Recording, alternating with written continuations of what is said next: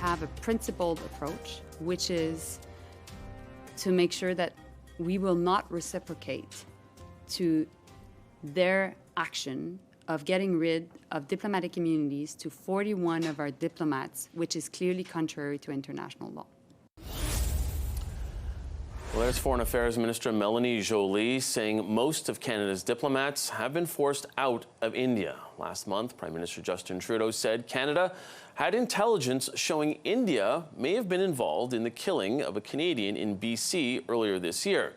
India has denied the accusation, and today, Minister Joly announced that the country stripped diplomatic immunity from most of Canada's diplomats there, forcing her to recall them. Let's bring back the front bench to dig into the politics of this one. Christy Clark, John Tory, and Tom Mulcair. Christy, let's start with you again here. Minister Joly said that Canada wouldn't reciprocate. John Manley said it was a good move to cool things down. Do you agree with that? Yes, I think they have to cool things down. I've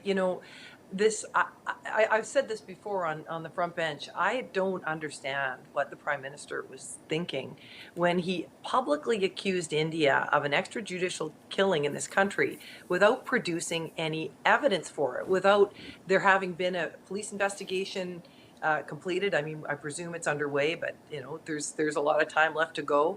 And upsetting relations with what I would argue is probably our most important international trading partner in the next, for the next 10, 20 years. And upsetting our entire Indo-Pacific strategy. We don't have any of our allies supporting us in this because there is no evidence that's been produced. And all really that's been produced at the end of the day is a lot of discord between our two countries. But Christy, haven't we heard some of our allies, like the U.S., bring this up with Indian officials? I believe Biden has, Blinken has for sure. Well, none of them have suspended trade.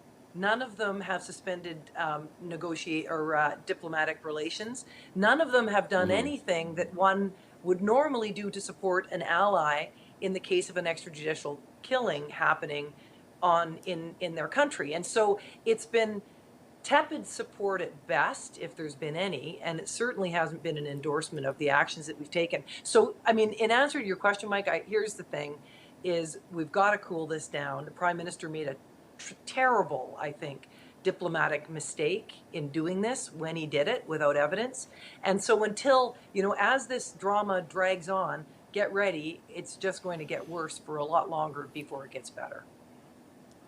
Tom, what do you think about that? The fact that we haven't seen anything from the RCMP, that we haven't seen much in terms of the investigation, even though Joly says that Canada did make India aware of those credible allegations. Well, there's a big difference between evidence and an allegation, and that's exactly where we are. I think Christy hit the nail right on the head, and the context in which this happened is worth remembering. This was the first day back. It was the first day of the parliamentary session. Mr. Trudeau knew he had every camera, every microphone in the country on him, and he knew he was in deep trouble in the polling, and that was going to be all the questions of the day. And he stood up and made a very dramatic presentation accusing an erstwhile close ally, other member of the Commonwealth, of having come and killed somebody in Canada. And so that sucked up all of the attention. It's an old technique in politics and political communication. A big news can squash any other news. So the news of the day wasn't about the Trudeau polling. It wasn't about any policies. It wasn't about inflation or the. It was about this. So that part worked. But now it's a couple of months later, and it's not working so well. And I think that that's what the average Canadian is starting to scratch their head about. I sincerely hope that we do have evidence and we can eventually adduce it. As time wears on, I'm less and less convinced that we do. Although people at the senior level in the Canadian government have said that they can actually identify the killers and they can make that case at some point. John, it's interesting because we had John Manley on the show earlier where he said, what is the use of an Indo-Pacific strategy without the Indo part in it? And that was supposed to be one of the centerpieces. Where do you think relations go from here when you consider that trade will likely be deeply affected. I don't mean to be sarcastic, but they can only get better. But having said that, I mean, I'll agree with some of what my friend said, which is, Christy said, and I think Tom was really saying the same, we should turn the temperature down. But I will disagree with all this harsh criticism that the Prime Minister is under. We were told on this very program that the Globe and Mail was going to run this very story the next day if the government didn't say something about it. And, I also remember that when the Chinese interference or alleged interference, I think actual interference in our elections and so on was, that was under active discussion in the House of Commons, the Prime Minister was accused of not saying enough or saying anything. And so I think it was a delicate matter to handle. I'm not as cynical about what they were doing, although I've been around politics too, so I know there's an element of truth in what Tom is saying about that first day back. But now it's done, and so rather than analyzing what was done, whether it was a bad mistake or not, we should be turning the temperature down. My guess is there's a lot more discussions. I know there were some in Washington which were unsuccessful, it would seem, but I'm sure there are other discussions going on about how to turn this down, and the diplomats leaving is, I think, just one part of that has to happen in order to actually, maybe accelerate those discussions. And meanwhile, we're the losers because the students don't come, people can't come here to invest or do business, and that's bad for us. But I just think they should turn the temperature down. Christy, I've only got about a minute or so left, so I'm going to try and split that between the three of you. So going forward, if you're advising the government on this, how do you sort of take the next step forward here without reciprocating and with trying to take the temperature down?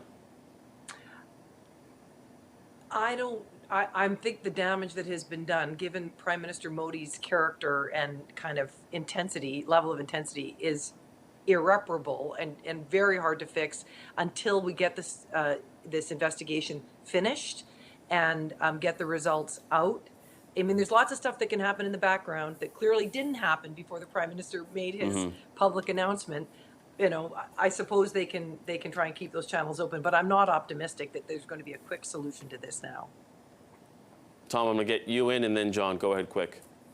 The Indian government has gone all in on this. They're convinced that there is no such evidence, although at the beginning it was interesting that they weren't denying it that much. And then it seems that the inability of the Canadian government to produce evidence is the key thing now. The government better come up with it. We better put our best people on it and hope they can prove what Mr. Trudeau was alleging. And I just say keep talking, Last word to you, but John. also while the police don't get instructed by the government, they can certainly request that they apply all possible resources to getting the evidence pulled together and making sure that everybody knows what happened here as best the police can figure it out. But they have to do that as quickly as they can.